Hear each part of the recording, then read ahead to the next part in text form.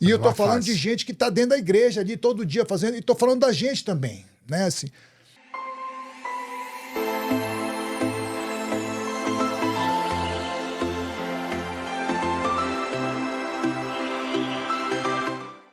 Bem-vindos a mais um vídeo aqui no canal Libertos em Cristo e como você já viu na abertura, hoje a gente vai falar de um assunto muito legal, muito interessante, é de uma entrevista que eu vi que eu gostei bastante, só que antes do vídeo começar eu preciso te lembrar, não se esqueça de se inscrever no canal, de curtir, de compartilhar, mandar esse vídeo para o máximo de pessoas que você conseguir, porque isso ajuda a nossa mensagem a chegar a muito mais pessoas, tá certo? Então, se você acha que essa mensagem vale a pena chegar às pessoas, então conto com a sua ajuda aí para mandar isso para frente, tá certo? E também lembrar você de não se esquecer de tornar-se membro do canal, porque nos membros do canal aqui tem acesso a todos os nossos estudos bíblicos de maneira ilimitada, então você pode assistir, a gente já tem vários postados e postaremos mais aí nos próximos dias, tá bom? Então, bora pro assunto do vídeo de hoje.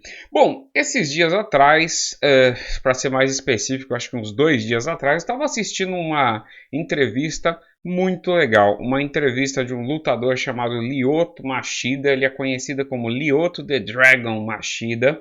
Eu gosto muito de esporte, né? E luta é um dos esportes que eu mais gosto. Já fui praticante de diversas artes marciais. Então eu gosto muito dessa questão de disciplina e da ideia da luta mesmo, né? E o Lyoto é uma das pessoas que eu já acompanhei lutando aí em diversos pontos. Mas eu vi a entrevista dele, que é muito legal. Inclusive essa entrevista, ela gerou um corte que é, deixa eu ver o nome do corte aqui para não falar besteira. O nome do corte é A Sabedoria do Pai do Lyoto Machida. Então, só para vocês saberem, o Lyoto é o filho, né, obviamente. Ele tem o pai dele que é um japonês, é uma pessoa oriental. Ele veio do Japão para o Brasil e ele tem uma escola de karatê. E nessa escola ele ensina há muito tempo. E um negócio muito interessante, por que eu estou trazendo essa entrevista aqui? Porque com essa entrevista eu vou poder exemplificar duas matérias teológicas que a gente já abordou aqui, que é a questão da depravação total e da lei natural. Você quer entender isso daí? Então assista até o final que eu vou mostrar. Bom, a primeira coisa que eu vou fazer, eu vou colocar aqui na tela a entrevista, vou rolar um pedacinho dela e aí eu vou explicando aos poucos, tá bom? Pronto, já deve estar aparecendo aí na tela para você. Então é o seguinte, aqui ó, é igual eu falei, ó lá o que está escrito no título do vídeo. O canal aqui é o canal Só Papos MMA, tá? Então depois, se vocês quiserem assistir a entrevista na íntegra, vão lá no canal Só Papos MMA. E o nome do corte é Sabedoria do Pai do Lyoto Machida, igual eu falei. Bom, eu vou rolar aqui duas partes muito interessantes, dois cortes pequenininhos, e aí eu vou trazer exemplificação aqui para a nossa aplicação, tá bom? Então vamos lá. sabe? Então, esse é Fudoshin. Fudoshin quer dizer isso, Shin é mente. Fudo é inabalável, essa mente inabalável. Você trazer esse conceito. Só que trazer isso pro dia a dia. Entende o que eu tô falando? É muito fácil a gente, falando da Bíblia também, né? Você fala da Bíblia, você seguir os princípios de Jesus, quando tá tudo conveniente. Ah, É sim. muito fácil, Aí é entendeu? mole. É mole. Agora, mexe no seu poder. Mexe no dinheiro, que você errou, vai ter que pagar. Aí o cara quer se esconder, quer fugir. Entendeu? Mexe na fama, mexe no ego do cara. Você não quer se humilhar, né? Você não quer falar a verdade para se humilhar. Mas se esquece que quando quem se humilha, aprende, se torna humilde, depois se torna sábio, entendeu? Então, a gente recusa esses processos da vida. A gente é religioso, a gente é cristão, a gente é tudo isso, enquanto as coisas estão caminhando do jeito que a gente quer, sabe? E eu tô Numa falando de fase. gente que está dentro da igreja ali todo dia fazendo, e tô falando da gente também, né? Assim, mas passa por um momento difícil. Opa, mexeu no meu bolso. Não, eu vou fugir, não vou pagar essa conta, não. Entendeu? Não, mexeu no meu poder. O quê? Minha reputação. Sabe? Não vou aceitar isso aqui. Não fui eu. Não vou aceitar isso aqui. Por quê? Porque eu estou mexendo em algo que vai mexer com você. Aí aquilo que você falou. Aham. É difícil aceitar? É, porque eu estou mexendo na sua identidade. É. Que você Então, esse foi a primeira parte do corte. Basicamente ali deu 1 minutinho e pouco, tal, que ele está falando sobre um negócio muito interessante, sobre tempos difíceis, né? Então, o que que acontece? Ele traz uma ideia de uma filosofia oriental, ele chama até de Fudoshin, né? Que é essa mente inabalável e tal. E ele coloca o assunto Bíblia no meio. E o assunto Bíblia que ele coloca, e assim, eu não sei da religiosidade do Lioto, entendeu? E do pai dele também não. Mas assim, você vê quando ele cita assim, até pessoas que estão dentro da igreja e da gente também. Então, quer dizer, ele não é a pessoa que está dentro da igreja. Esse daí, né, é o que me parece, pelo menos pela fala dele. Mas assim, um negócio muito interessante que toda essa dificuldade, digamos assim, quando é posta à prova aquilo que você fala versus aquilo que você faz, isso está na Bíblia, isso é bíblico. E nisso daqui eu estou trazendo esses cortes, porque para exemplificar essa questão, quando a gente fala do seguinte, da lei natural, ou seja, quando você vai ler lá o livro de Romanos, no começo do livro de Romanos, onde ele fala sobre a lei natural, que todos são indesculpáveis perante a lei natural. A lei natural é que Deus, como criador de todas as coisas, através da observação das coisas criadas, nós conseguimos enxergar Deus. Inclusive, vou até botar aí na tela o versículo bíblico aqui muito interessante, que é Romanos capítulo 1, versículo 20, que diz assim: pois desde a criação do mundo, os atributos invisíveis de Deus, seu eterno poder, a sua natureza divina têm sido vistos claramente, sendo compreendidos por meio das coisas criadas, de forma que tais homens são indesculpáveis. E, obviamente, o texto se segue, entendeu? E aí você pode pegar lá depois sua Bíblia e ler. Mas você vê que existe uma lei natural, existe algo que Deus colocou no mundo e que nem a queda abalou isso. Os atributos de Deus continuam sendo visíveis através das coisas criadas. E quando a gente diz isso, a gente fala dos planetas, a gente fala das galáxias, a gente fala do próprio planeta Terra, dos animais e inclusive do próprio ser humano, entendeu? Do próprio ser humano. Por quê? Porque o ser humano, apesar de nascer pecador por conta da transgressão de Adão, a ideia da depravação total não quer dizer que o homem é tão mau quanto poderia ser. A imagem de Deus, em que é chamado de imago Dei, né, continua no ser humano, obviamente que distorcida e atrapalhada pela queda. Então isso faz com que o ser humano ele não consegue enxergar Deus nas coisas criadas, justamente por essa distorção hereditária que a gente recebeu pelo pecado de Adão, mas a imagem de Deus continua lá. Então, independente da cultura, e aqui eu trouxe, independente da cultura da área, o homem não é tão mau quanto poderia ser. Existe, dentro das culturas, também ensinamentos que, quando você vai olhar, a base desses ensinamentos é cristão, mesmo que o povo não seja cristão, mesmo que a pessoa que esteja dando esse ensinamento não seja cristão. Isso que ele está falando quer dizer, na hora de tempos difíceis, você manter a sua postura, você, digamos assim, saber no que tem crido, ou seja, a sua filosofia, porque ali ele traz para o lado da filosofia de vida, que é os ensinamentos do pai dele. Só que assim, isso serve para o cristão também, e por isso que eu trouxe isso daqui, para poder exemplificar. Aliás, tem até um outro texto que é muito interessante, que eu também vou botar aí na tela, que é Mateus 23, do 2 a 5, que diz o seguinte: os mestres da lei e os fariseus se assentam na cadeira de Moisés. Obedeçam-lhe e façam tudo o que eles dizem, mas não façam o que eles fazem, pois não praticam o que pregam. Eles atam fardos pesados e colocam sobre os ombros dos homens, mas eles mesmos não estão dispostos a levantar um só dedo para movê-lo. Tudo o que fazem é para serem vistos pelos homens. Eles fazem seus filactórios bem largos e as franjas das suas vestes bem longas. Então a ideia aqui é a ideia de hipocrisia. Então, quer dizer, o que o Lioto está falando, o que ele tá trazendo de filosofia de vida, É exatamente a mesma filosofia, digamos assim, que é pregada na palavra de Deus. Existe uma diferença, e essa diferença eu vou destacar para vocês. Mas antes, eu vou colocar o segundo corte que eu peguei aqui, que eu queria que vocês ouvissem. Pronto, já está aparecendo na tela, vou dar play aqui. Verdade. E ali desenvolve também, agora tá com 15 anos, já começa a pressão. Não, 18 anos, aqui nos Estados Unidos principalmente, você tem que sair de casa. 18 anos, tem que se formar, olha, não te quero mais aqui. Aí começa a gerar uma ansiedade no garoto. Uhum.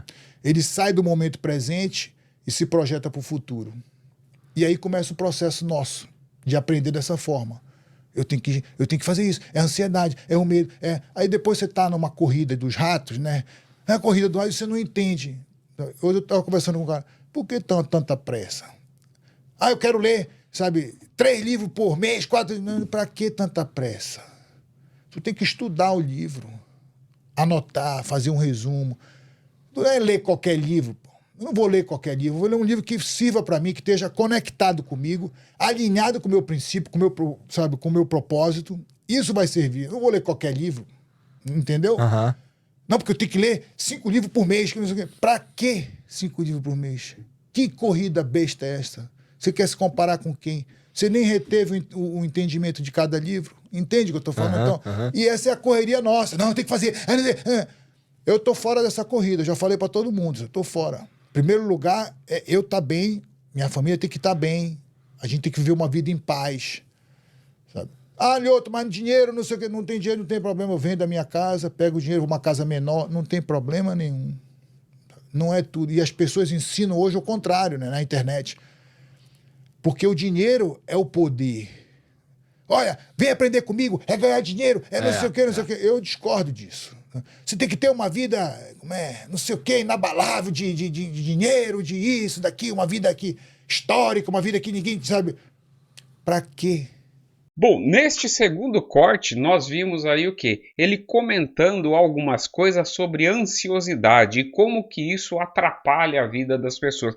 Será que você que estudou a Bíblia, sabe das Escrituras, será que de repente você consegue pegar algum versículo bíblico e de maneira geral ver assim, ó, esse versículo se assemelha no que ele falou? Existem vários versículos bíblicos que falam sobre isso, mas o próprio Jesus Cristo falou assim: não andeis ansiosos por coisa alguma. Então, quer dizer, essa ansiedade, tudo aquilo que a pessoa espera, se projeta no futuro e fica pensando e preocupado e não sei o que lá, o próprio Cristo ensinou a gente a não andar ansioso. Então, basicamente, o que o Lioto comenta ali é um ensinamento que tem nas Escrituras, tá certo? Ele tem ali nas Escrituras e realmente, esses ensinamentos, essas coisas que ele passa, são coisas muito proveitosas, inclusive para nós cristãos, né? Por quê? Porque se está nas Escrituras, qual que é o nosso parâmetro de verdade? As Escrituras, então qualquer ideia,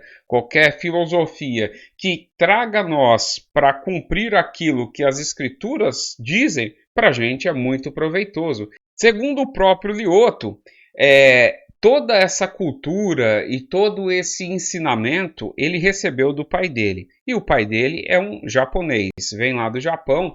Certamente que sim.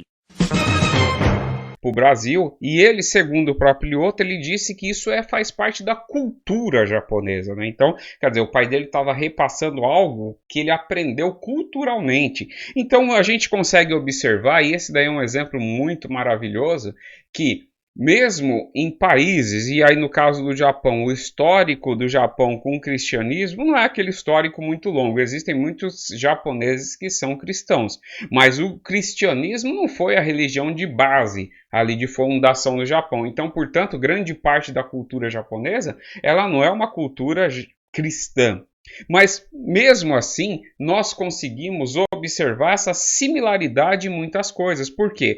Porque igual eu já comentei, o Imago Dei, né, a imagem de Deus no homem, apesar de corrompida, ela continua existindo. Então, até essas obras e esses elementos culturais que nos levam a praticar coisas que a própria Escritura já mostra, mesmo que a pessoa nunca teve contato, isso é resultado desta queda do homem, ela ter sido total, no sentido de amplitude, ou seja, a queda afetou todas as fases ou todas as facetas da vida e do nosso ser, entendeu? Ela afetou todas, nosso pensamento, a nossa forma de agir, nossa forma de falar, tudo. Só que ela não afetou numa profundidade tal que nós nos tornemos demônios, entendeu? É exatamente isso daí. Isso daí que é muito interessante, eu gosto muito de ver essas questões culturais por causa disso.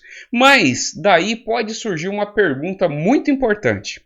Então, Leonardo, mas você está dizendo que até uma pessoa, um não regenerado, dentro de uma cultura não regenerada, ele pode, através dessa imagem de Deus que ainda está nele, produzir obras e pensamentos e coisas que são similares ao que nós vemos nas Escrituras, ou seja, são coisas boas para nós. Então, qual a diferença de um não regenerado para um regenerado? Excelente pergunta! Essa daí é uma pergunta muito boa. E esta pergunta é legal por quê? Porque aí se você ainda não entendeu essa parte, vai esclarecer muito bem esclarecido, que é o seguinte: a diferença de um não regenerado para um regenerado não está simplesmente no ato da pessoa, não está no que ela faz ou no que ela deixa de fazer. O motivo pelo qual ela faz, que isso importa e muito, tá certo? E eu vou provar aqui para vocês isso daí, porque é o seguinte, um não regenerado, ele vai aplicar todas essas filosofias, digamos assim, esse raciocínio que vai ao encontro da palavra de Deus, para objetivos próprios, ou seja, ele vai defender, se você aplicar esses conceitos, você vai ter uma vida melhor, você vai ter uma saúde melhor, você vai ter uma família melhor, seus familiares serão criados assim, você vai conseguir uma prosperidade financeira. Então, quer dizer, tudo isso ele é aplicado para o bem-estar da própria pessoa. Ou seja, nada é feito para o exterior. Quando existe esse exterior, é o exterior próximo. É o exterior que te rodeia e que te afeta, que é seu filho, sua esposa, sua família, entendeu? Agora, qual a diferença para um regenerado? A diferença é que o regenerado,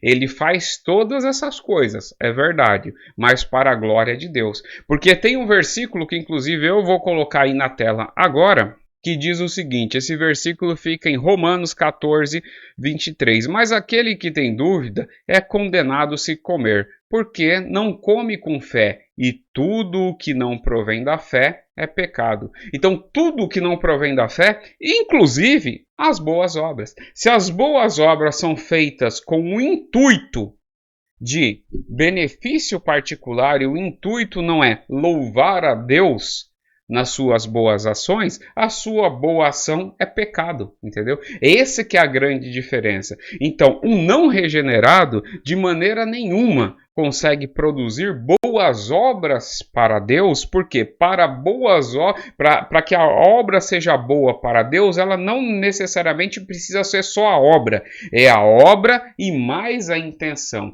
E a intenção de um coração regenerado é sempre pecaminosa. A intenção de um coração regenerado não é pecaminosa. Por quê? Porque você fará tudo isso, verdade. Você ajudará o próximo, você terá uma família estruturada, você buscará essas coisas, buscará não viver ansioso, mas o quê? Para a glória de Deus. Exatamente esse é o grande ponto, entendeu? Então, sim, em todas as culturas a gente consegue observar coisas positivas segundo as Escrituras. Porém, essas coisas positivas, elas só se tornam obras boas para Deus quando você tem um coração regenerado. Por isso que Jesus cita, inclusive eu lembrei dessa frase agora, aquele que não nasce de novo não consegue ver o reino de Deus. Não consegue, simplesmente não consegue. O nascer de novo é que te propicia você enxergar o reino